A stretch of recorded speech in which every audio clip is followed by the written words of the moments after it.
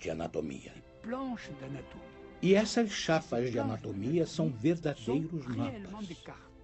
Pois a chapa de anatomia, que representa determinado músculo do braço ou determinada parede intestinal, não é um músculo do braço de fulano, nem a parede intestinal de Beltrano, mas é, tanto quanto possível, o músculo e a parede intestinal do corpo humano de modo geral. Portanto, é realmente um mapa.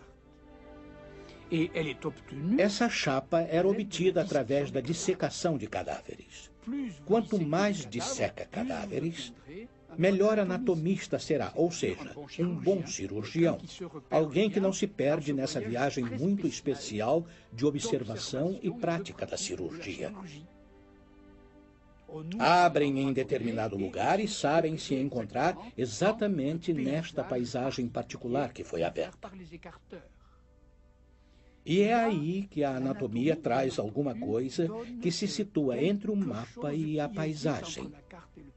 Mas há pouco tempo, o grande interesse consistiu em poder passar do visível para o invisível. Abram os cadáveres e verão o que é invisível. Mas o que é preciso abrir para ver de maneira tão fina quanto Pasteur?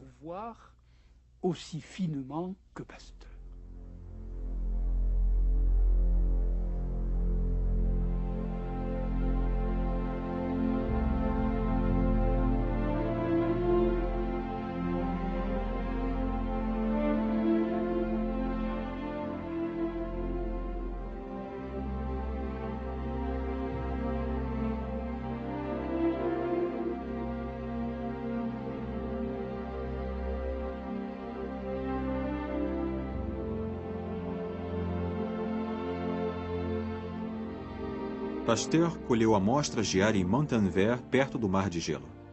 O ar das geleiras, que nos parece tão puro, contém germes? Pasteur deposita várias amostras de ar em seu laboratório para análise. Aqui estão elas, etiquetadas no Instituto Pasteur. De onde vêm esses germes?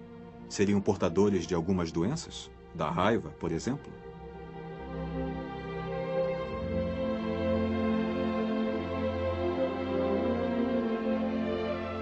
Pasteur era um geômetra. Ele era um especialista em cristalografia, não era médico. E suas primeiras descobertas ocorreram em alguns cristais esquerdos e direitos, com ácido. E ele estava interessado na simetria dos cristais ou na antissimetria dos cristais. É um homem com uma visão muito ampla dos problemas. Aos poucos ele passa do cristal para o micróbio, graças a uma extraordinária habilidade em experimentação. Pasteur foi afinando cada vez mais as suas análises, de modo a, em determinado momento, colocar em evidência a existência do que hoje chamamos de micróbios. Ele percorre uma série de fenômenos e passa do visível para o invisível com várias ordens de grandeza. É aí que percebemos que todas as doenças infecto-contagiosas e que todas as questões que ele tratou sobre a fermentação e a raiva são problemas dominados pela cavidade de determinado micróbio, ou seja, os micro-organismos. Ele evidencia a eficiência e a importância dos micro-organismos.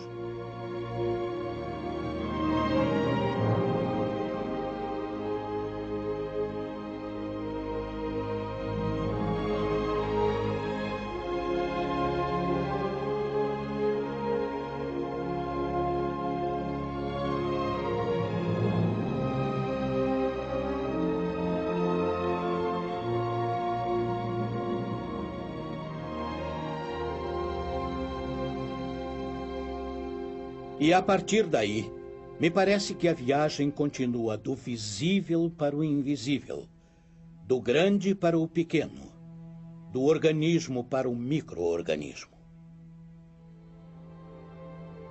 Veremos cada vez melhor, do órgão para o tecido, do tecido para a célula, da célula para os elementos que a constituem e assim por diante.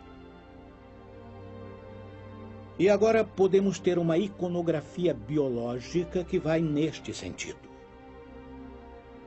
Mas é uma iconografia médica, ou seja, todos os avanços da ultrassonografia, da ressonância magnética nuclear, de algumas sondas através dos diversos caminhos do organismo, permitem que se fotografe de muito perto.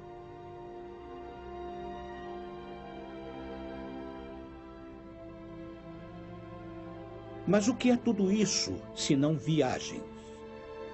A viagem da sonda em determinado tipo de órgão, a viagem da ressonância, a viagem dos ultrassons, que nos permitem obter uma representação. Não é um mapa abstrato, mas uma paisagem concreta do organismo explorado.